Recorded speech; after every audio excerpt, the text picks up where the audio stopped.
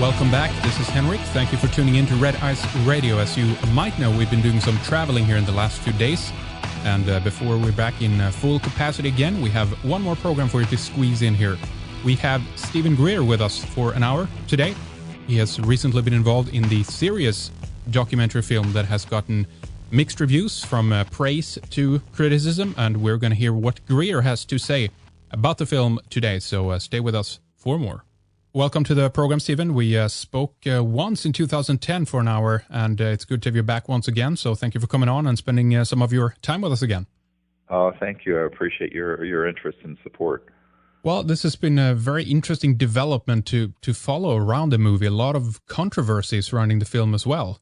Sirius, it's called. It's been out now for, I think, about a month or something like that. And before we get to some of that, Stephen, let's hear about this from your point of view first. Tell our audience about the film and why you wanted to make it primarily. Well, of course, I did make the film. There's a production company that made it. We wanted to have something come out that would educate the public further about three things. And what Sirius does, and you can go to SiriusDisclosure.com and actually view the film online. It's video on demand now, available to anybody who wants to look at it.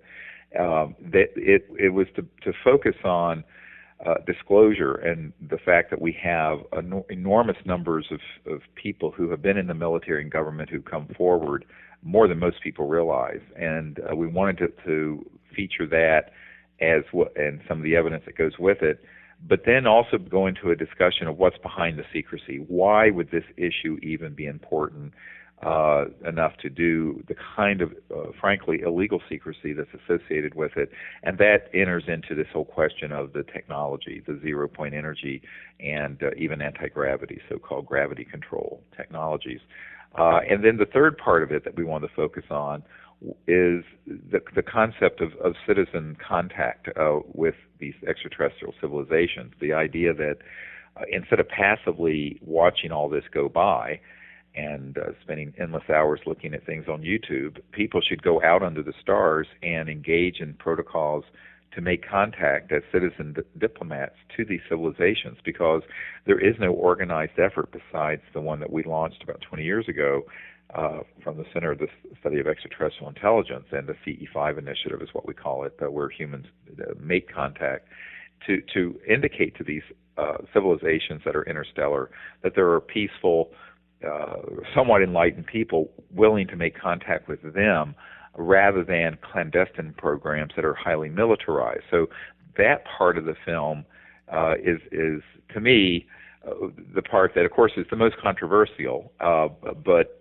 is the part that in many respects is the heart of what I've been doing for over 20 years, and that is educating people about the reality of transdimensional physics and where that interfaces with remote viewing and consciousness, and how that can be used in contact protocols by a group of people with these civilizations. And that's something that I pioneered about 22 years ago, but began to experience when I was 18 years of age, and a contact experience I had in North Carolina up in the Blue Ridge Mountains. So I think that part of it is the part that most people look at as very futuristic, but I tell people it's only futuristic because we haven't been doing the correct and useful things with these civilizations for 50 or 60 years or more. And the only face that humanity has shown towards them is the face of militarism, weapon systems, a sort of a materialistic approach to the whole problem, which is, of course, the root of the problem. It's that there's a reductionist, materialist worldview that is running the world into the ground, but has also dominated this whole UFO subject for far too long. So we're trying to shed some light onto an area that's, to me, the most intriguing, most exciting part of it. And so that's the whole concept of how individuals can become ambassadors, as it were, from Earth to these civilizations using contact protocols that many people are using or having amazing experiences with. All right, very good. We'll get into some of the details of this here later, but I wanted to ask you, I've been up to Linville Falls in North Carolina. I was a while ago now and took a look at the Brown Mountain Lights. Is that connected with the experience in any way that you had? Well, I don't know. That's something that I personally have never seen, so I'd have to see it to be able to evaluate what it is. It's right there at the Blue Ridge Parkway, though, I think, right? You can see it from that area, I believe. So I've been there. Yeah, I used to live right in that area. In fact, I used to live in Blowing Rock, North Carolina, and as far as what is causing that, it's hard to say. And one of the problems is that there are a whole lot of different phenomena that occur that can be misidentified as extraterrestrial. Now, some people say, oh, well, that's a piezoelectric effect. Well, it probably isn't that because it's been too consistent. There are people who, for example, when we go to Mount Shasta, we've had these luminous objects come out of Mount Shasta and interact with us, that come out of the mountain and are obviously under intelligent control. And yet they're in an energy form that isn't solid. And so people say, well, is that ET or is it something else? And I said, well, most ET civilizations, when they do appear in our space-time, appear in ways that may be like a plasma or an object or an energy field before they fully materialize, but not always. And so it really depends on the conditions of what's happening. And, in terms of that specific, area, I've heard reports for years. I've actually been to the overlook you're referring to on the Blue Ridge Parkway, but I did not see those, what you're referring to. I've seen what people have described in other parts of the world, which are obviously been under intelligent control, and that would indicate to me that there is something going on where civilizations have the ability to create energy forms. And one of the reasons I give an example back from the big wave that happened in Belgium in the late 80s and early 90s, and we went over there, and there were these big, massive triangular objects, and that would appear, disappear, were chased by F-16s on radar by the Belgian Air Force, and the Chief of the Air Force, General de Brouwer, publicly said that they had them on radar and were chasing them with F-16s. And they would go vertically straight up at multiples of anything an aircraft, conventional aircraft, could do. They were clearly anti-gravity. But one of the interesting accounts that I had when I went over there and we had a contact experience with one of these objects is that it was more in that sort of energy field, but it was giving off this reverberating vibration right above our car up on this ridge at Henri Chapelle. And I later talked to a gendarme, a military police in this little town that had seen one that was a very famous case. And what they had left out of the case, which I found was the most important part, was that it was a sort of what's been seen at those Brown Mountain Lights, but a little different, where there was this big, fully materialized triangle over the center of this little village, over the steeple of the church and the town center. At about 10:30 at night, everyone came out. The equivalent of 911 emergency center was just flooded with thousands of calls. And this object was hovering there. However, when I don't know if there were jets approaching or what, but at some point, while they were watching, this object that was fully materialized in this dimension, and it was about 800 feet on each side, about 3 football fields, it collapsed into a single sphere of pulsating reddish-orange light, like a plasma or an orb. And that massive craft became enfolded into space-time, just becoming this lit area, and then it shot straight out into space. And they left that out of their report because they didn't think anyone would believe it. And I said, oh, no, what you observed is the sine qua non of transdimensional interstellar technology, because if it stays just materialized in 3D, it can never go from one star system to another. It has to do this shift into another energy form, and then from that into another dimension.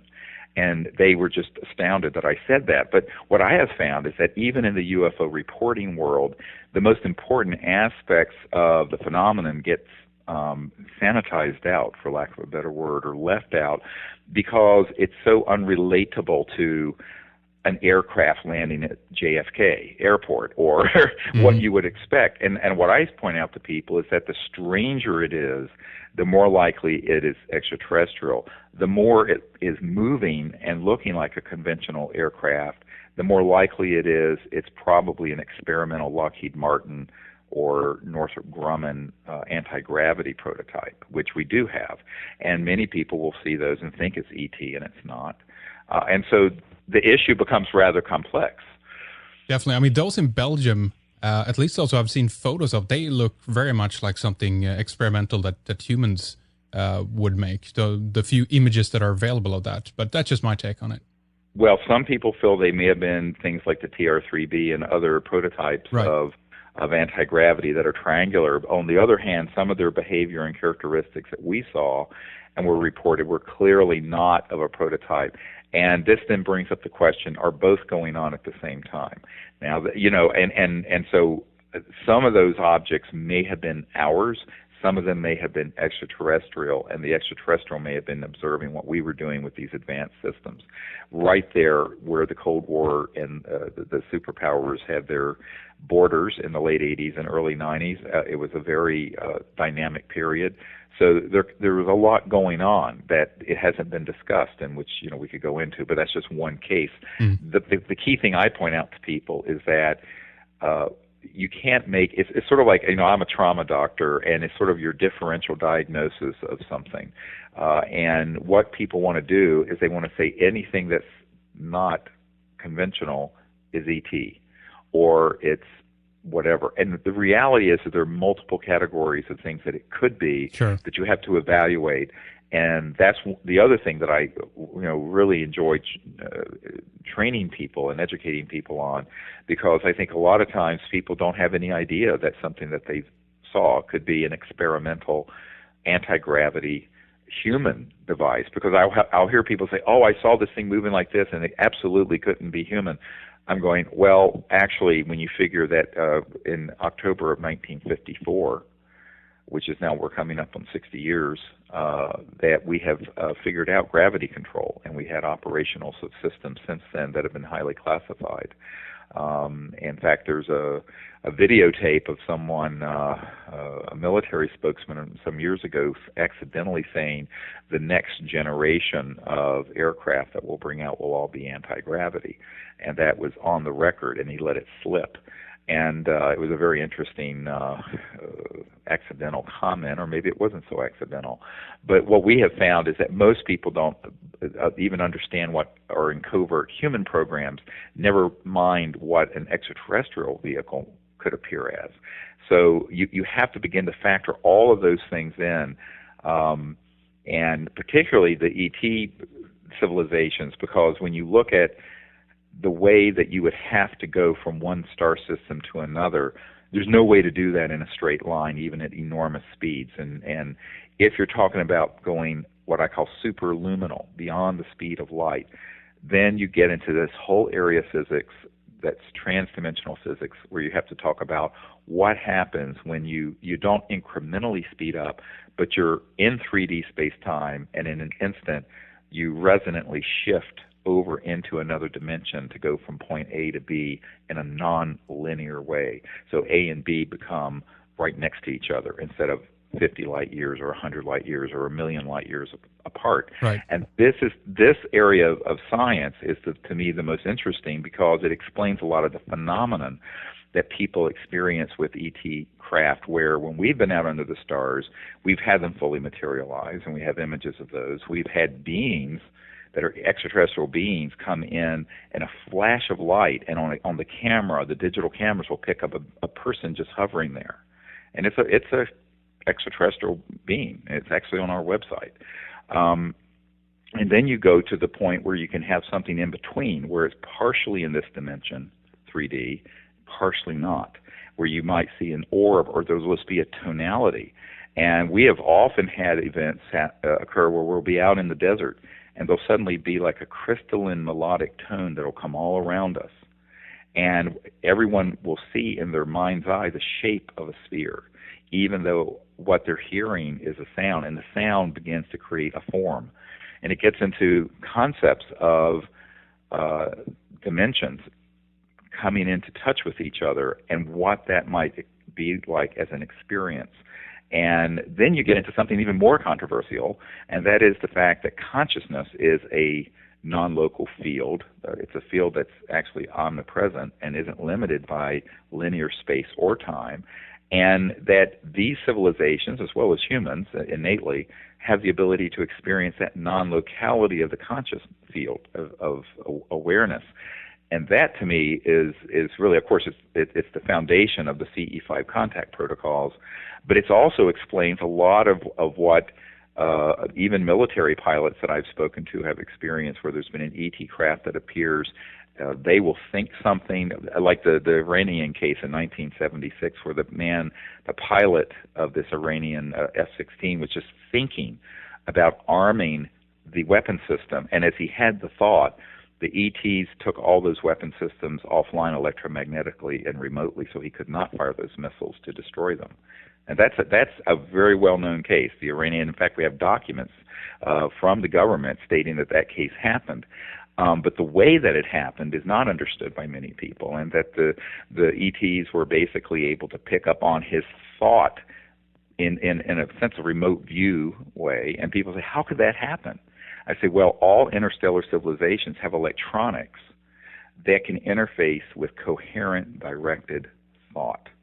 And this is, of course, the most astonishing part of all of this. And this is why people who've had really close encounters with ET vehicles, as opposed to something man-made by Lockheed Martin, they will have experiences that are also conscious and in thought and imagery. And the reason that happens is that any technologies that are communication systems that are phasing at multiples of the speed of light, which they have to, involve the stuff, if you will, of the visual thought matrix in consciousness. And that's, to me, just so amazing and fascinating. And when people begin to really understand that and begin to learn techniques where they can experience it, it's really, there's no limit to what can happen. Let me ask you a little bit, just on the topic of Iran, a little bit briefly. There was this interesting claim a couple of years ago. We had Mehran Kesh on the program. He mentioned that he had actually helped the Iranians to develop pretty much a flying saucer. To what capacity, though, this was able to, move around and everything else hasn't been revealed, of course. But what's your take on that? Do you think we're capable of building something similar to what you're talking about? Well, certainly, that's what I was saying. We certainly have built, beginning in the 40s and 50s, experimentally, so-called flying saucers and anti-gravity vehicles. And as you know, if you go to our website, we have materials up there from people who actually were at Norton Air Force Base before it was decommissioned in the 80s, where there were 3 of these man-made, very UFO-looking aircraft that were the early models from the 60s, 50s, and 60s that were in sort of an aerospace museum at this covert facility, and they were just hovering above the floor. And I think one was about 25 feet across, one was 50, and another one was quite large, about 100 feet across. Mm-hmm. And, the startup power systems for those were a 24-volt marine battery. It would go into the zero-point energy field. They'd go through a series of coils that caused the mass cancellation, so that these objects would, quote, levitate or float. And they were just sitting in the hangar, floating above the hangar floor perpetually. And I personally met the man who was in there with when Frank Carlucci was in there at the same time observing these. So is that possible? Absolutely. Not only is it possible, there's no question in my mind it's been done. Whether or not this was done and the Iranians were experimenting with this, it's possible. I don't know. I mean, what I know are the folks that I have firsthand knowledge of and schematics for and documents for, and that's what Disclosure Project has done. I personally have not been able to visit with Mr. Keshi or see anything that has been built by his group, and we've been in touch, but so far we haven't been able to actually meet to evaluate anything, and that's of course what we require. We require the ability to actually evaluate something that's in the real world, operational and functional. Yeah. The key point is that there are many witnesses that we have in the Disclosure Project and documents, not just from the United States, but from around the world, that this was an area of active research all the way back, if you will, to the late 20s with T. Townsend Brown, where he was doing things with very high voltage systems and crystalline materials that resulted in things that would float and levitate. And in Germany, around that same time, there was the Kolaski-Frost experiment that was on the cover of a physics journal, where it showed this object floating. So the laws of the universe are universal. And when I say that, I mean it quite literally, that whatever has been discovered by civilizations going way back on Earth, okay, but also out in other star systems, can be discovered by humans and have been. The problem has been that these big breakthroughs that have been going on for 100 years keep getting suppressed, and there's this very brutal buzzsaw of secrecy. Now, when you go back to, say, 1951, there's a document from Canada. It's also on our website, SiriusDisclosure.com, that talks about and it's called the Wilbur-Smith document. And it was it was a top secret document that I understand was accidentally declassified in Canada in the 70s. The key points of the Wilbur-Smith document is in 1951. It states in this top secret memo in the Canadian government that there was a highly classified group headed by Dr. Vannevar Bush, who is the same man who headed up the Manhattan Project to create the atomic bomb, to study the, quote, modus operandi, in other words, the mechanism of action of the UFOs that had been observed and retrieved in the desert Southwest in the 40s, and that this project was the most highly classified project in the history of the United States government, exceeding, and it says this explicitly, exceeding the secrecy surrounding the development of the hydrogen bomb. Now, back in those days, this was just before we had perfected, for lack of a better word, the hydrogen bomb as opposed to the atomic bomb. The hydrogen bomb, of course, is fusion that's kicked off by an atomic bomb. And they're thermonuclear, much more destructive than just what we dropped on Hiroshima and Nagasaki. And of course, the development of that next step of a fusion bomb was the most top secret program that anyone knew of. But that the work being done on these anti-gravity and UFO energy systems exceeded the secrecy of the ultimate doomsday weapon. So what people have to understand is that this document is a smoking gun, and it absolutely states what other documents we have and other witnesses that we have state, that the secrecy around this issue is so extraordinary because the technologies would enable the entire civilization to throw Bretton Woods away and the petrodollar away and oil and gas and coal and nuclear power away, and we would have what Tesla told everyone we had, and that is this infinite sea of energy that we could tap into for peaceful energy generation without pollution at zero cost. Once you had the generator there, of course, you'd have to buy something like a heat pump generator, but it would pull energy out of the zero-point energy field, and off you go. So this, of course, is something that when you look at the fact that there are hundreds of trillions of dollars in commodities that are traded, and utilities, and internal combustion engines, and people and corporations that own oil fields and coal mines and uranium and power plants and jet engines, all of that would be obsolete. So I think what people need to understand is that the secrecy has been driven primarily by this macroeconomic conundrum.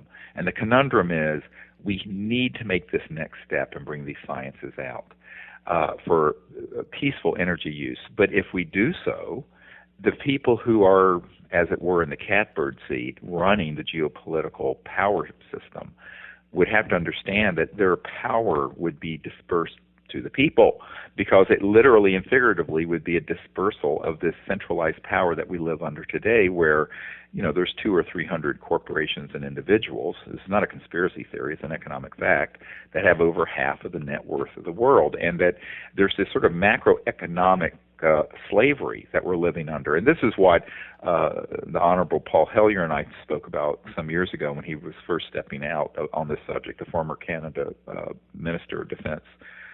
And he's a wonderful man. I've visited him at his home, and we've spent a great deal of time together, and he has told me that he thinks this is exactly correct. It's the macroeconomic and power dynamic control issues around disclosing this issue. Because if you disclose that the UFOs are real, and that these extraterrestrial civilizations are real, anyone's going to ask the question, well, how did they get here? And what's the science behind those things that people have filmed and see and that we have photos of? Well, once that gets asked in a serious way, no pun intended, what happens at that point is that the public are going to go, well, this is, what we want. This is, even, Joe Sixpack with his pickup truck that gets 12 miles per gallon would be thrilled to have an electric engine in there and motor with a generator pulling energy out of the zero-point field so he doesn't have to spend $100 to fill the tank up. But the problem becomes the folks don't want that out because the whole world we have are built around two big issues. One is conflict and war.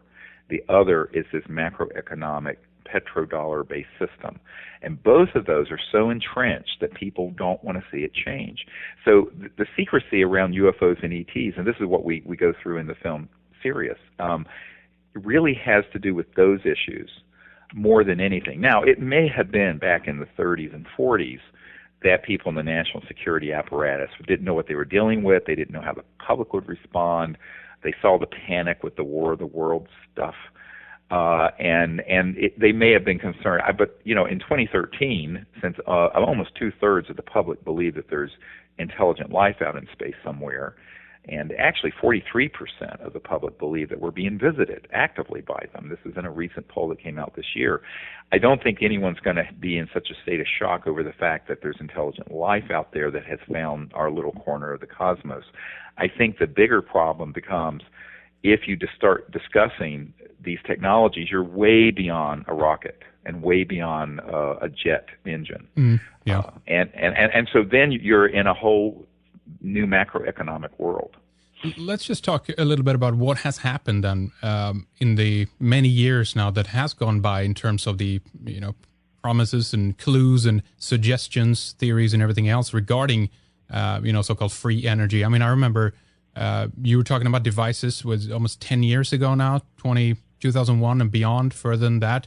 There is a lot of frustration regarding the clues and sometimes the promises that have been made that is yet to deliver something tangible because we don't have anything in this area. What is going on? Why is it taking so long? Where are all these devices and things? Well, that's we've spent hundreds of thousands of dollars to go around the world looking for these and providing grants to people to develop them. And what we've discovered is that either people can't do what they say they're going to do, or there are folks who can, who end up getting threatened and end up abandoning the project. Believe me, there's no one on earth more frustrated than I am with this. And the dynamic is very frustrating because ultimately if someone has something that begins to be operational, they get the buzz thrown at them. They have the whole national security state, not here, but anywhere in the world. They're going to come after those folks. This is why we've decided the only way this is likely to happen, unless someone somehow manages to develop this on their own and can get it to us so we can get it out. We launched a whole global disclosure movement. I have no question we could get something like this out if it's legitimate. The problem is many of the inventors don't want to cooperate with the transparency needed to test it and reproduce it, in which case you don't have anything. You can't tell people there's a black box here. This is the problem they're going through right now with Rossi over in Italy. Oh, well, he has a cold fusion thing. Well, but the people testing it aren't allowed to know what it's doing. If you can't reproduce it, that's the sine qua non of science. So that's what we've run into. On the one end, you have people who develop these technologies who don't want to do what is necessary to prove them. On the other hand, and you do have those people who are actually hoaxing these technologies out there.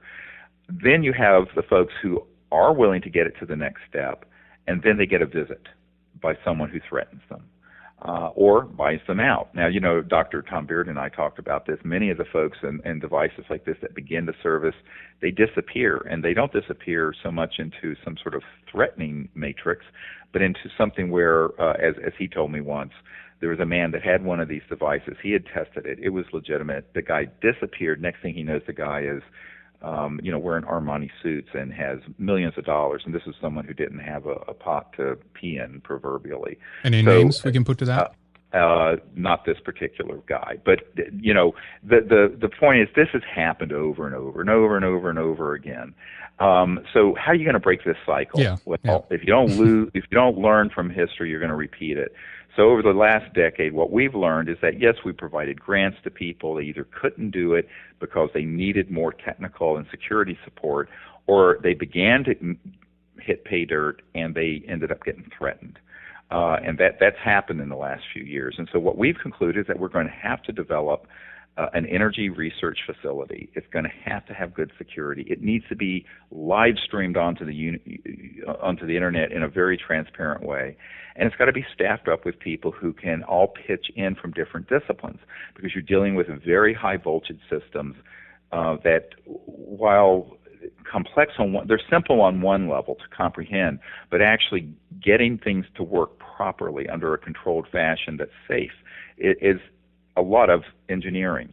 So this is not like developing an iPhone app, which you can do, at your desk and then put it on the internet. This is some serious physics. And so we've concluded that that's the way to go forward, because we've tried this other way and it hasn't worked. And it hasn't worked for reasons that we felt probably wouldn't happen, but that was all the resources we had. And let me ask you this now, Stephen, considering what we've seen government do in the past with, David Koresh and all these, atrocities where people's houses, fortifications in some cases, are simply raided. They drive tanks in through the walls if they have to, and they create any kind of scenario surrounding that to be able to discredit this in terms of the other people who might be sitting and watching this on the media.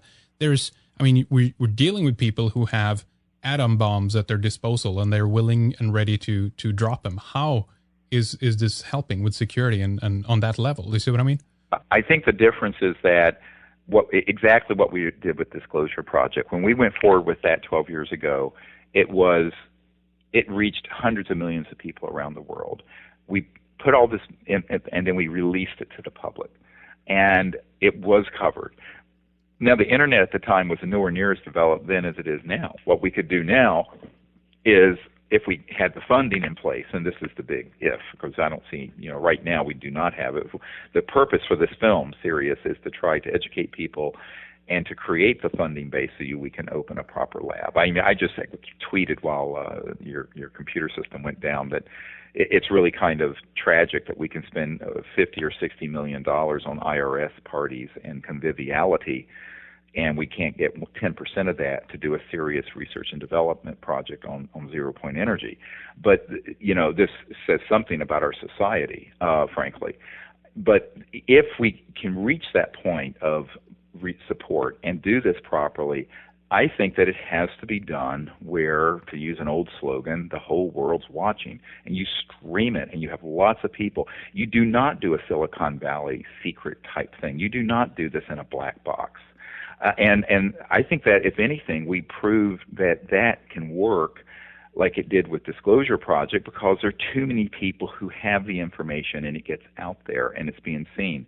And I think that's how we need to do this R&D effort. And the other point I make to people is that we have collected information, designs, materials that, if there were skilled engineers who could do some iterative back and forth, proper scientifically controlled experiments, I don't think you're talking about a 5 or 10 year R&D program. I think you're talking 1 to 2 years before you would have an operational prototype that would prove the principle and have this out. And at that point, it wouldn't be a black box. It would be done in a way that we would be asking universities and other people we have very good contacts with to recreate the effect and put it out there as open source as possible. Because I think that if it's done the other way, the proof is, if you go the patent route, it's going to get seized through a national security order. If you don't go the patent route, they can still come in with a national security order and take it. All right? So the question becomes, how do you do this when you have this overweening, abusive national security state, which I agree with you, will do anything, including breaking the law and subverting our liberties, to get their own way. And by the way, it's not just like this in the United States. It's also like this in Russia and Great Britain. People who worked on this in Brazil have run into the same buzzsaw, because there is a transnational superstate that is keeping this stuff under wraps. And a lot of people say, oh, why don't you go to this country or that country? I said it wouldn't matter, because unless you have the public knowledgeable and following what you're doing and supporting it, and you do this in any dark corner of the planet, these guys are going to find you before the public will, and you're a dead man. So I think one of the real issues becomes, how do you learn from the last 50 to 80 years of secrecy, and what are the mistakes that have been made? And actually, over the last decade, our intention about a decade ago was to have enough resources so we could do what I've just described, but we never were able to raise that level of funding, so we did what we could. And we knew that that was a far riskier and less likely successful outcome, but we didn't want to just do nothing. So that's what we did. At this point, the reason that Sirius was conceived of, and I know that the director and I talked about this, was to build awareness and to advance disclosure, but also to help have a mechanism to attract and create the funding needed for us to bring these science and technologies forward in a properly supported research laboratory. And I don't think that anyone has ever done that, because if it had been done, we'd know about it. I know of attempts where actually 10 times the amount that we're seeking have been raised with private equity, but they've been done in a Silicon Valley way, very secretively, and those all end up disappearing. And that's one of the concerns I have. I keep seeing the same pattern repeating. Well, let me ask you this as we move ahead here a little bit. Then the proceeds of the film are going to help to set up this energy lab that you're talking about. Is that correct? Yes. I mean, our goal is that if we can raise the funds, and we're about ready to put up a budget and a 2-year plan and budget for it. It'd be around $6.3 million, and which would be a staff of 18 to 20 people and a facility and the right equipment and what have you. And, you know, whether or not, if we can't reach that point, we'll continue to do educational programs until we do reach that point. We're hoping that it can be a combination of people who want to put larger sums in, as well as the public putting in just small amounts like we did with the film. I mean, one of the wonderful things about the film Sirius is that the public supported it. It's the most successful crowdfunded film in the history of crowdfunding, like Kickstarter, and for a documentary. And so we're hoping that we can do the same thing with the film and raising the awareness. And if we fall short of that, obviously one of the problems becomes, when I've spoken to people who are engineers and project managers and what have you, they're not going to leave their career track positions at an engineering firm to work for 2 months on something. So you need to have a 2-year budget. You need to have a facility where they can work. You need to have security. You need to have the right equipment. And one of the problems with the equipment, just I don't get too far into the technical weeds here, but to anyone listening who has an electromagnetic engineering background, most of the things that are very highly effective are in the tens of thousands to millions of volts, but at very low current. So the power is very small, but it's very high voltage at certain resonant frequencies and harmonics that create a Poynting vector, as it were, into the zero-point energy field that creates this over-unity or free energy effect. We understand this very well, and it can be done. Well, Stan Meyer was doing it through water, with the water system, where he could dissociate the H2O bond into hydrogen and oxygen and run a car on that gas with no pollution. You can do it with crystalline structures. You can do it with modern nanocrystalline structures, which is what Dr. Bearden was experimenting with his so-called MEG. You can do it with other materials and coils, as well as magnetically charged fluids that are in a toroid-shaped object. And these are all things that we've looked into that have either been confiscated or had national security orders on them, or have just died with the inventor because he did not leave full specifications for anyone to follow up on, in the case of, say, Stan Meyer. So I think that that's one of the things that we would be focusing on, but it means that you have to have highly specialized equipment, which means you have to build out a laboratory, you have to get equipment that is custom-made, because, as you know, I mean, your computer and maybe you have 220 in your house, but you're using 110 or 220. This is household current. This is a very different bird altogether when you start dealing with how these. When you look at a UFO that's levitating, the amount of voltage that you're involving there is millions of volts, and it may be at relatively low power because you're getting this energy flow from Dr. Dirac would call it the Dirac C. Others call it the quantum vacuum or zero point field. But once you have that energy flowing, it does become so-called over unity, where you're pulling more energy out than you have to manually put in. And it does conserve the laws of thermodynamics, because what people don't account for is this infinite sea of energy that Nikola Tesla talked about, who I believe was the great genius of the 20th century, more than Einstein or anyone else. But I think that this requires highly specialized equipment and people who know what they're doing with it, okay, as well as certain safety procedures in place. And you can do it. I mean, certainly there are other people who have stumbled across this effect.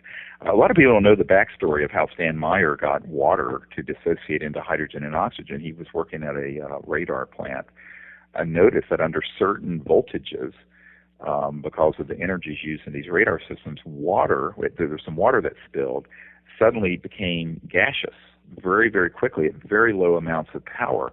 And he realized it was the voltage combined with the frequency that caused that to happen. And so he and his twin brother, Steve, began to experiment with that and came up with, of course, his water fuel cell. Mm-hmm. And we understand this. And so once you understand the principles, if you have a properly equipped lab and people educated in these concepts, there's an iterative process where you would hit that sweet spot even if they're not in Stan Meyer's patents, because he deliberately left that secret part of the recipe out, which was, of course, a big mistake, because then once he passed away, everyone who's tried to reproduce it from his patents hasn't been successful. But once you understand the principles, then you can do that, but you need to have proper equipment and workstations and all this. A lot of people, you see on the internet, there are these people who fantasize, well, you can just kind of make this up and, have a mothership land and hand one off. Well, this is not how the world works. So living in the real world for 1 nanosecond, you actually have to do this in a way that is a scientific, methodical fashion. And there's no reason we can't do that. We do it all the time for other things that are really quite trivial, such as video games and what have you. Mm-hmm. I knew this one guy who wrote out on the back of an envelope a concept he had for a smartphone video game system and got $15 million in venture capital funding for this idea. And I was just so astonished. I mean, the amount of money that floats around. But when you present these ideas, the people with big money go, oh, well, that can't be possible. And when you show the documentation, it has been done. And then they'll go, well, it might be dangerous. And, there are all kinds of reasons people back out of this situation. So mm-hmm. I think it's more likely, in my opinion, that the public can get educated about this and support it. And if they don't, I guess we'll continue to use fossil fuels until both polar ice caps melt or something. But I think that, I hate to say it that way, but I mean, at a certain point, people, it's an educational process to have people realize that this is not only feasible to do, but we can combine our resources and do it if we determine that it's a priority. Unfortunately, it has not been a priority. Most people who look into these matters just want to be entertained with, frankly, shock and drivel on the internet. And I think that what we have to do is begin to say, are we serious about this or not? And if we are, let's get serious about it. And serious about it doesn't mean a few $1,000s. You're not going to do anything with a few $1,000s. And if someone does have something that's operational, great. But so far, every time we hear about it, it's sort of a mirage that evaporates in the desert, except for the ones that have been quite legitimate, and those folks end up getting, as I said, it's the lone wolf thing. You can pick off one person at a time. I think a larger team where you have the whole public involved in watching it, a lot of shows like yours could have a link into Ustream or whatever and seeing the lab and the work being done. I think you do this in as public a way as you possibly can. And I think the mistake that's been made every time we've looked into it is, I hate to use the word, but the inventor secrecy that surrounds these sort of breakthroughs is the Achilles heel. Well, I sincerely hope that we will get to see something in this area develop in one fashion or another, and as many different avenues as possible to be explored in order to move forward in some way. Let's talk about some of the more controversial aspects, Stephen. Curious to hear your take on some of this. Tell us about the the one of the bigger pieces in the movie, of course, the Atacama humanoid, as featured in the film. There's quite a debate raging about this on the web right now as well. There's been suggestions that it's been over sensationalized for marketing purposes and stuff like that. What's your take on this, then? Well, actually, we didn't over sensationalize it at all. The Huffington Post picked up on the fact that this unusual remains. It's a physical body that's about 6 inches tall, was included as part of the movie. It's only a small part of the movie, and made a very large story out of it. So we didn't sensationalize it at all. However, the Huffington Post did, and that had something like 4 million people look at that story, and it went crazy. What we've always said is that we don't know what it is. Now, the other part of it is that once the studies were done at Stanford, I was one of the first people to handle this particular creature some years ago, about 3 or 4 years ago. Mm-hmm. It wasn't until late September of 2012, that the people who actually have this specimen in Barcelona, Spain, allowed us to take physical samples and proper X-rays and CAT scans. So we went over there and did that. Now, what we did, we clipped the anterior right ribs and took off 2 pieces of bone, and inside there was very good bone marrow, so we could do DNA studies. But more importantly, the head of the world's expert in skeletal abnormalities and dysplasia, Dr. Ralph Lockman, gave us a list of exactly which angles we needed for the CAT scan and the regular X-rays for him to do a proper evaluation to see if it matched to any known deformity of a human. And he looked at them, and he concluded a couple of astonishing things. Number one, and this is, if you go to SiriusDisclosure.com, you can click on Atacama. I have a whole report there. Everyone can see the X-rays. Everyone can see Lockman's report, Dr. Lockman at Stanford. Everyone can see the MRI scan in 3D. It's there for anyone to see. So, and there's a full report written, if you can read it. It's in English. So it's there for anyone to look at. Now, when he looked at it, and he began, of course, he said to me exactly what the head of the radiology clinic in Barcelona said, Dr. Manchon, and it was at the Manchon clinic, and she said, look, this is not a fetus. This is several years old. I don't know exactly, but it's a very tiny, but it is not a fetus. Now, it's the size of a 15 to 20-week fetus. And so people just looking at this physical specimen would conclude that, which an early medical doctor did, because he didn't do the X-rays and CAT scans. When Dr. Lockman looked at them, he said, well, look at the epiphyseal plates, which is the growth plates in the bones. This is a 6 to 8-year-old child. So then the question becomes, clinically, how does a 6 to 8-year-old child live? In 100 to 1,000 years ago, we're not sure exactly how old this specimen is, in this driest place on Earth, in the Atacama Desert, without any medical facilities, because, in an ICU today, you'd be hard-pressed to keep something this small alive for more than a couple of hours. So the question really becomes, what is this? And so it's more of a mysterious finding now than it was a year ago, actually. And one of the problems is that, of course, the media and the internet it's all rumor mill and journalists who don't have a science background. And when the geneticists did a first pass-through on the genetics, just running it through a computerized database, it had a lot of human genes that were matching. Well, that would make sense if it's an upright creature walking around that was somehow living on the Earth. The question becomes, what is it? And as he looked at the areas of the genes that control for dwarfism, very short size, or progeria, rapidly aging, that would explain something being 6 inches tall and 6 to 8 years old, none of those genes were abnormal. And 9% of the genetic material, which is 2 million base pairs, it could be 2,000 or 3,000 genes, are not matching to human. Now, at this point, he doesn't know whether that's a computer error, a sampling error, what's called junk DNA, which now they're discovering junk DNA is actually operative under certain conditions. It's called epigenetics. Or what? And nobody knows, because to go through those 2 million base pairs has to be done manually by multiple teams of scientists. So the hard part is just now starting.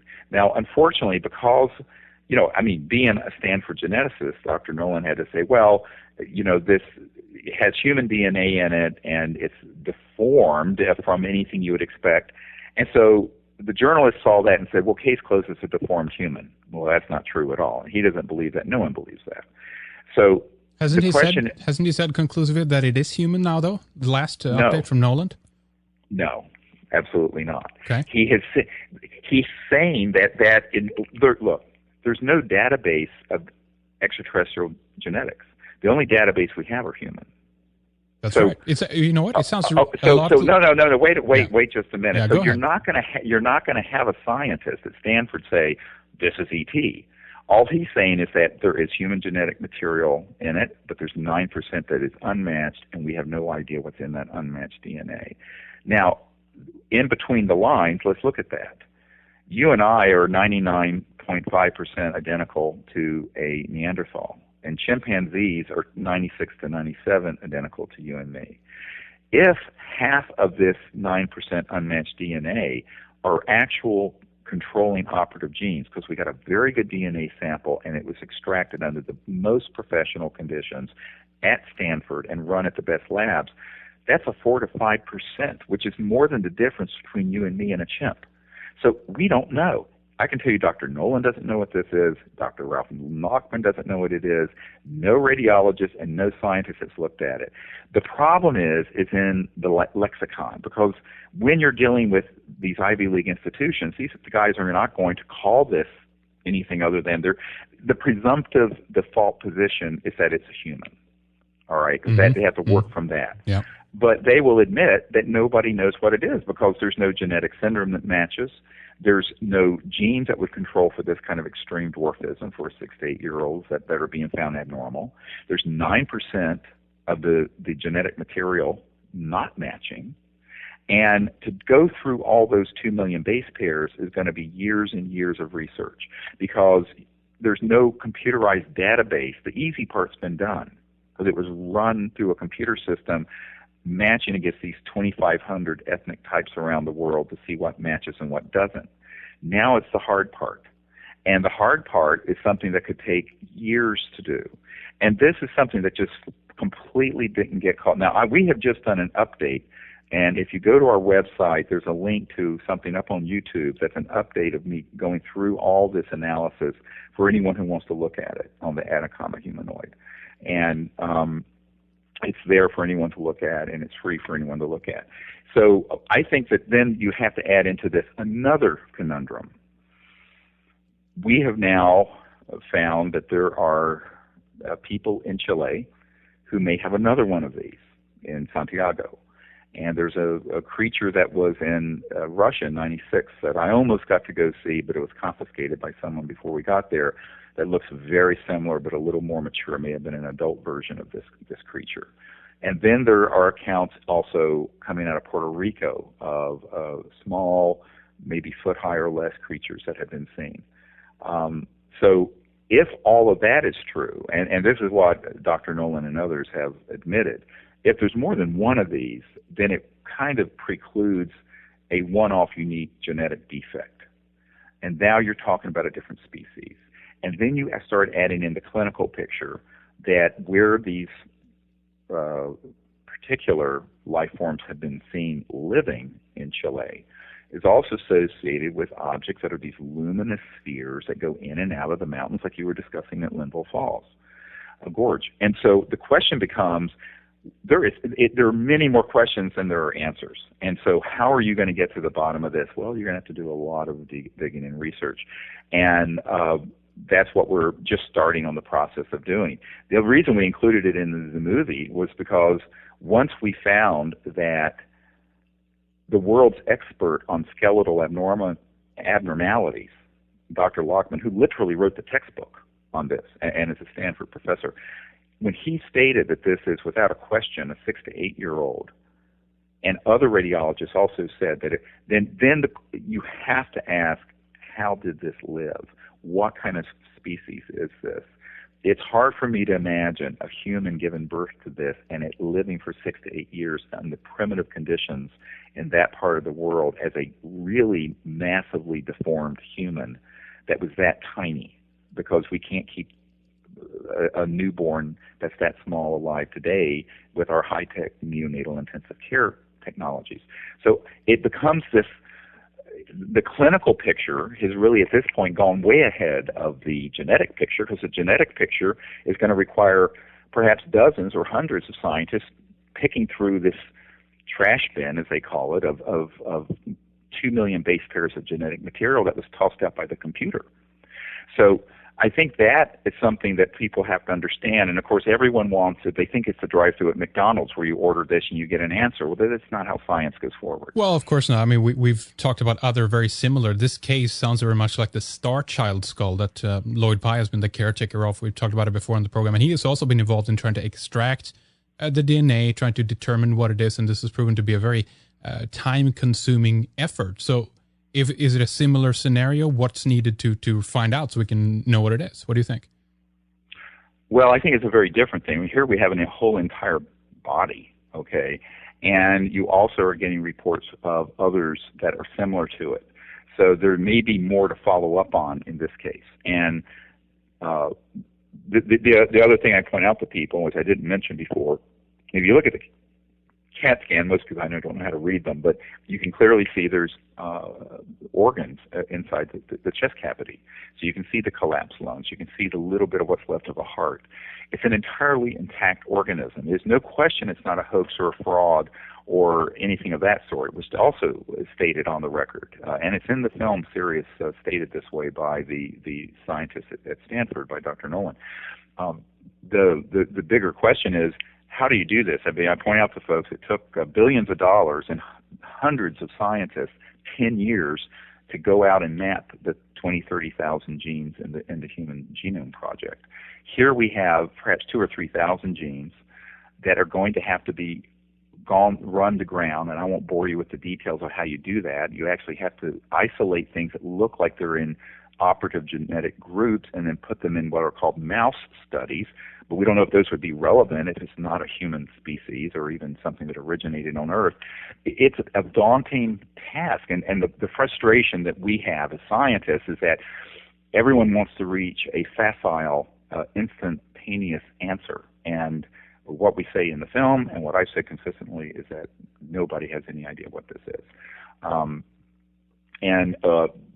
To do the kind of research that's needed is well beyond our resources financially. What we're hoping to do and what the Stanford folks are hoping to do is to open up the database of this genetic material to hundreds of PhD geneticists around the world and have them start diving into it and see if they find anything. Yeah, you mentioned that other one from Santiago. I remember that too. 2002, I think it was, came out reports of this very tiny little humanoid. It's about 7.2 centimeters long. It looked definitely more kind of beaten up, for lack of a better term, than the one that I've seen photographs of in terms of what you have. But then there was this other one as well. Did you see this one? The photographs from that shows Ripley from Ripley's Believe It or Not holding his own Atacama humanoid called the Attaboy. Did you see that one? Yeah, we have seen that, but who knows? I mean, this is another case where, because it was so many years ago, and we don't know where the specimen, is. It's intriguing, and of course, at that time they said, well, it must be a shrunken human. Well, I don't know how you shrink something to that size, but there's all kinds of questions about that. What I think might be more promising from some researchers I've talked to who've been on the ground in this part of Chile is that there are some areas where there were some old mining operations from the 1800s where they actually cut into what appear to be subterranean, like little cities, miniature villages that would be the size for these creatures. And if true, that's an interesting archaeological expedition.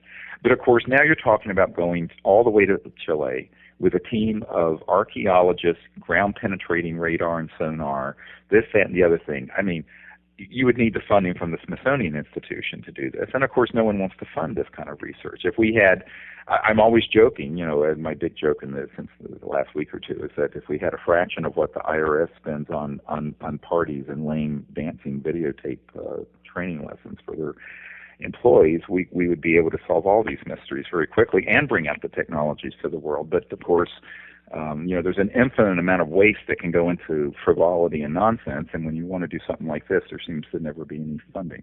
But at any rate, that's the situation, and certainly if a team could be assembled and funded to go down there, it would be an exciting expedition to go on, and I know that geneticists and other scientists are willing to do it, because I think there may be more where this one came from. And I think ultimately, the genetic material, I don't know that that's ever going to give us an answer. I think we may end up 5 years from now with 9% of this material unmatching that no one can figure out what it would do. And if that's the case, then it's not a 99% match to humans. It's a 91% match to humans, which means that it is very different from a human. And you can call it human-like, but then the question is, what is it? I wanted to shift over a little bit here. Then we Sure. were, talking about the Atacama humanoid, and wanted to get into one of the other aspects in the movie as well, which is the CE5 initiative that deals with some of the contact things as well. Just explain this a little bit for people who don't know what this is. Well, it's really, to me, the reason I got involved with this whole subject. And when I was 18, I had a close encounter of the fifth kind contact experience, and it was mediated through an experience in higher consciousness. And it happened in the mountains of North Carolina. You mentioned that earlier. And it was really an amazing experience for me personally, but what it taught me was that interstellar civilizations have innate abilities that some would use the word telepathic. I don't really like that word, but also have technologies that interface with clear, coherent thought. Now, what the Close Encounters of the Fifth Kind initiative is at its core is a citizens' diplomatic initiative, much like the Physicians for Social Responsibility that went over to the Soviet Union during the darkest days of the Cold War to try to create a sort of a rapprochement between the Soviets and America, even though our government was dug in the darkest days of the Cold War. What we're looking at is how do we turn a more enlightened face towards these interstellar visitors, all of them, without prejudice, and say there are people on this planet who are wanting to look forward to a time of universal peace, of us going into space not with weapon systems and with sort of a Star Wars shoot-'em-up mentality, but leaving that whole paradigm of duality behind for the next 500,000 years at least, and go forward into a period of universal peace and be on the vanguard of creating that change. And one of the fascinating things is that when you learn how to go into deep meditative states and then learn to remote view and see remote places with the faculty of consciousness, you learn that this is something that every human being can develop. Many people have had lucid precognitive dreams, and some people have had telepathic or precognitive or intuitive experiences in their life. Most people have had some kind of experience like that. But there are ways to make that routinely reproducible. And so one of the things I've tried to do is to teach people meditation techniques and remote viewing training techniques. And these are all actually available on the internet now on smartphone apps. There's an Android and a iPhone app that you can get through our website, SiriusDisclosure.com, and put it on your phone. It has the whole meditation training program. It has the protocols for what we call coherent thought sequencing. And what that involves is that we go out and we use a combination of electronic tones, which are also in this app, that you can project out into space that gives a linear vector of where you are. We usually have a high-powered laser we send out also to show a linear point. But then we do these experiences in consciousness of deep meditation remote viewing, and then we turn it around to where we're not only remote viewing where the ET civilizations or craft or people might be, but also where we turn it around and show them where we are. And we do this in what I call coherent thought sequencing, where basically it's done from deep consciousness when you're in a very relaxed state, and it's a flow of consciousness that visually shows precisely where you are. So let's say you're sitting up on a mountain in North Carolina. You would, once you had a remote view of a spacecraft or an extraterrestrial person or a planet, you would then invite them and show them where you are and begin to vector, as it were, through consciousness and thought. Now, the reason we call it coherent thought is that it's coming from a deep, relaxed state, and it's a very clear, directed intent. And what we have discovered, and this is in the research, if you study UFO encounter reports going back, 50, 60, 80 years, is that often when people have had encounters with the spacecraft or the beings, they will notice that they are not only highly telepathic, but they'll usually have some kind of electronic box or object that is clearly either both transmitting and receiving thought energy. Now, we think of electromagnetic signals because we're always talking on phones and cell phones, but imagine if there was a way to routinize, as it were, or to reproduce this effect using coherent thought. So that's what we're doing, although we don't have that technology, but the ETs do. Because why? Because if you're traveling faster than the speed of light, your transmission electronic systems have to cross over the light barrier into these other dimensions, which are increasingly associated with the visual aspect of thought and coherent thought, what the mystics used to call astral, like when you have a flying lucid dream. And most people have had a dream like that where they're flying and it's full color. And that kind of energy field is actually an area of discovery in physics. And now it may be something that's relegated now to mysticism, but of course a smartphone would be mystical to Thomas Jefferson, whose house is down the road from where my farm is here in Virginia. So I tell people that the reality is that we have to open our minds to the idea that there are technologies that can interface with coherent thought, and that is how these civilizations are being able to communicate and interact with us. And so that's what we utilize as a group. So we'll go out with a team of people, and we'll set up the electronics and also set up the meditation and invite them in a spirit of universal peace to visit us. And we're never disappointed. They may not come fully into this dimension, but there's always some kind of amazing contact phenomenon, whether it's electronic, tonality, sound, spheres, the kind of things you were describing at Linville that happen that are around us that are really quite amazing. And I think that more importantly, when you have a lot of people doing this, and now there are thousands of teams all over the world doing this, it creates what Rupert Sheldrake called this morphogenic field shift, where as like the 100th monkey effect, where more and more people begin to do something, it potentiates that positive change in society. And so that's a very important part of what we're doing as well. Very good. Now, some people are very disappointed with this approach. They want to have the physical contact. They want to have meetings in the flesh, if you know what I mean. Will this ever be achieved in any way, in your view? Well, it's likely it will at some point. And I think that the question is under what conditions and with whom.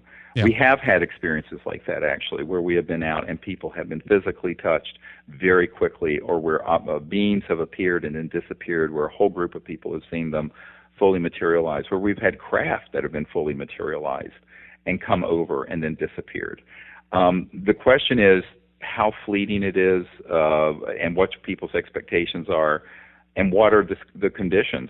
One of the problems I've run into is that every time, if you look at the film, Sirius, I don't know if you had a chance to see it, is that at one point we were out about a year ago out in Colorado, and there was this disc that came floating right over us, and within seconds there were actually two military jets that turned and vectored straight in towards it, and then it sort of made a quick arc and dematerialized in the sky right above us. And one of the interesting pictures that were taken, that's not in the film, is this object almost making like a quick circle and then vanishing in one frame of the film. But that happens, I think, because I think that the classified programs really don't want this to get too far out there to where you would have an uncontrollable situation that would take place. And we found that, just as there's energy suppression, there's attempts to suppress CE5 events from becoming too demonstrable. But it doesn't mean they can't happen. And people have to think, well, it may happen in many, many different ways, and you have to be open to that depending on what your readiness is, what the ET's readiness is, and what's going on with military programs that are monitoring our airspace and the space around the Earth. Because it's not like all this that we're doing is happening in a vacuum that we can control. It's happening in a place that is in transition, let's call it that, and the Earth is a place very much in transition. So I think what people have to do is to prepare for all possibilities. And ultimately, the only thing that we can control is to prepare ourselves for contact, be in the correct ethical frame of mind that's peaceful, understand and educate ourselves about all the different ways that ET civilizations might be able to appear, whether it be mental, plasma-like orbs, tonality, electromagnetic phenomena, what have you, or fully materialize, and be prepared for that.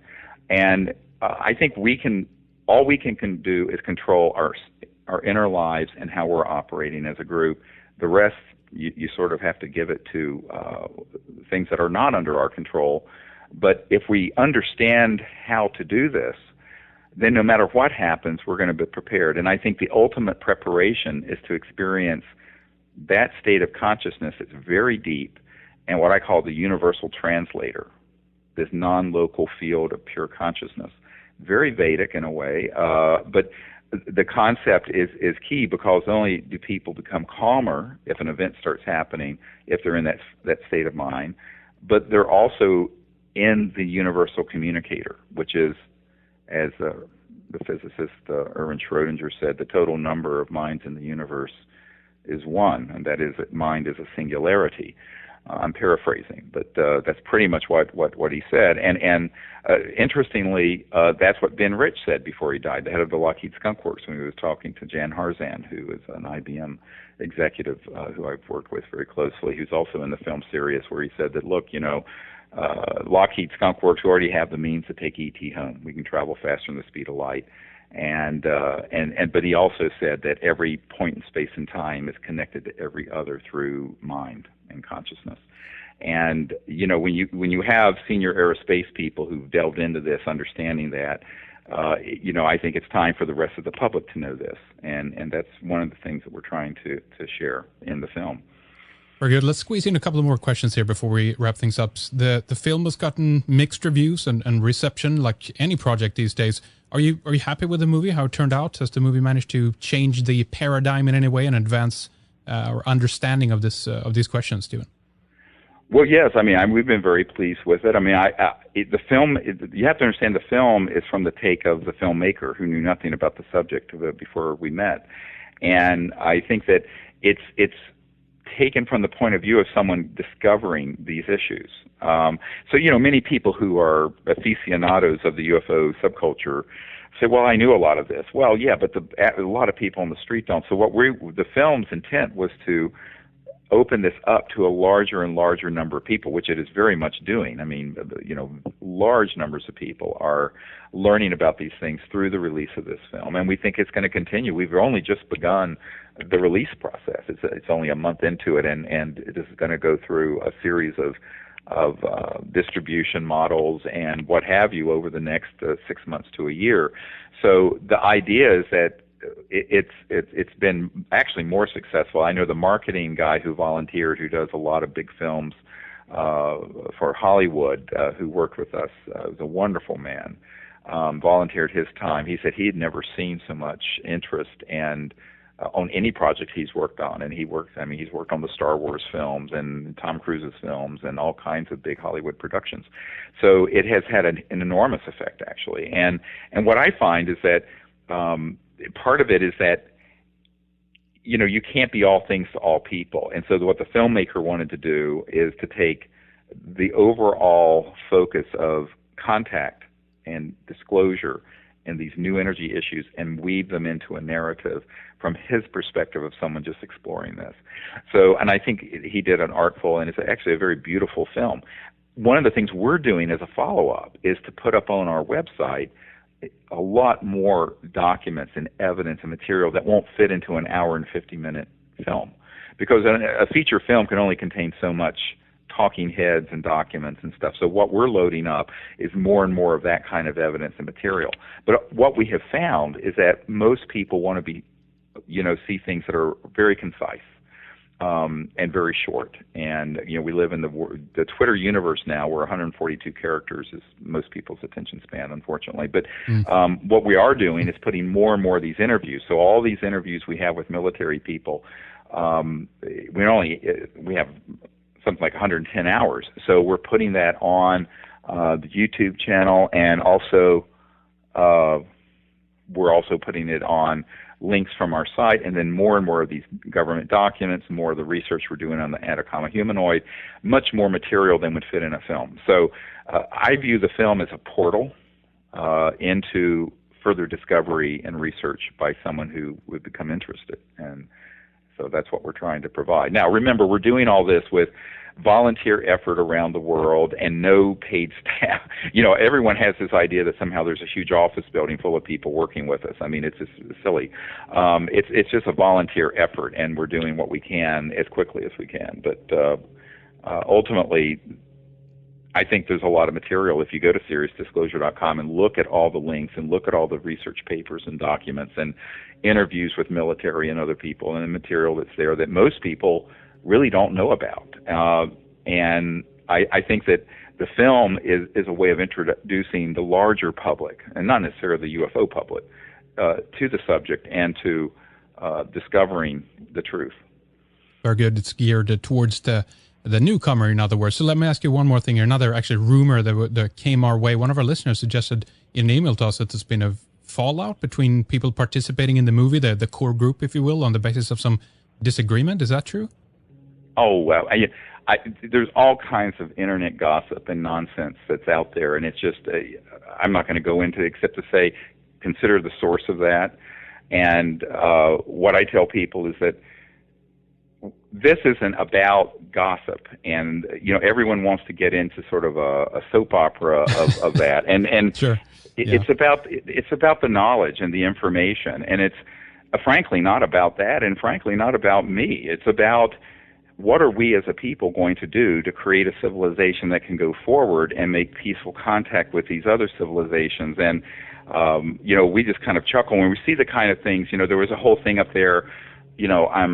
My parents were reptilian, and I'm a reptile. I mean, just I hate to say it, batshit crazy stuff. I don't know, sure. But at the same time, you expect that. I mean, there's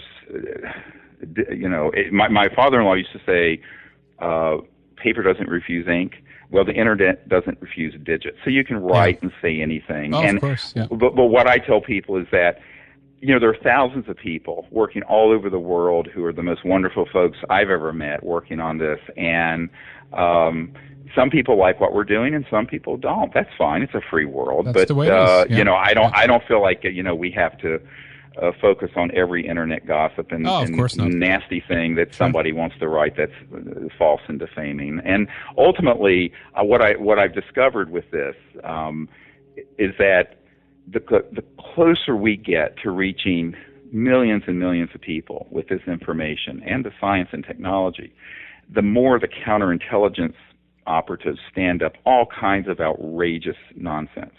And this has happened for 20 years. I mean, I'll remind people that in 1992, when we were first launching Project Starlight, that began to brief people in 93 in the Clinton administration and others, there were folks who tried to stop what we were doing through all kinds of chicanery. And when we didn't do that, they released information through the early internet saying that I wasn't a medical doctor, I didn't have a medical degree. I'm literally working in North Carolina in an emergency department. I'm having to fax my medical license and what have you around to people because I was being accused of not even being a doctor. And, so people will create any kind of crazy stuff. And I'd tell folks who want to be entertained with that kind of gossip, have at it. You know, we have bigger fish to fry. We have a world that's in meltdown. We have civilizations, multiple of them visiting us, waiting for us to grow up and make peaceful contact. And we have technologies that are provably legitimate that have been suppressed for over 50 years that could give us a civilization without poverty. And, if folks want to spend their energy on nastiness and acrimony, they can spend their time that way. I choose to do more productive things. Well, indeed, fallacies and ad hominem attacks, it's commonplace due to disagreements primarily. But, after all things are said and done, I do hope we see developments on the free energy front after, so much struggle on this. And I hope we can see some development in terms of how this moves forward here. So, very good. I would say it's up to the public. If the public want to support it, they will. Yeah. And if they don't, I wish everyone the best. If they're waiting for a large corporation or the president to release this information, they're going to wait until it's too late. So I would say we should all do what we can to do something constructive and positive for the world, and that's what we're doing. Yeah, I hope there's inventors out there that just dares to do it on our own and spread it as much as possible online to make it open source, as you said. That's kind of where some of this might lie. But let's wrap up here for this time. We appreciate having you on, answering some of the questions about the film that we had, and of course some of the other surrounding stuff to this. Give us the website again, then, so people know where to go to find out more if they want to check this out for themselves. Yeah, you can see the film there and also get these apps for the contact protocols and all the other material at SiriusDisclosure.com. It's all one word, SIRIUS Disclosure.com. We have Maurice Cottrell, Penny Pierce, Allison Adams, Alan Abadessa, and many more coming up next on Red Ice Radio. Stay tuned to RedIceCreations.com for more radio programs and our news coverage on all the latest from PRISM and NSA's Edward Snowden and many more topics that we're following right now. Also check out our archives at redicemembers.com for our subscriptions. Have a great rest of your day. We will speak to you soon. Take care.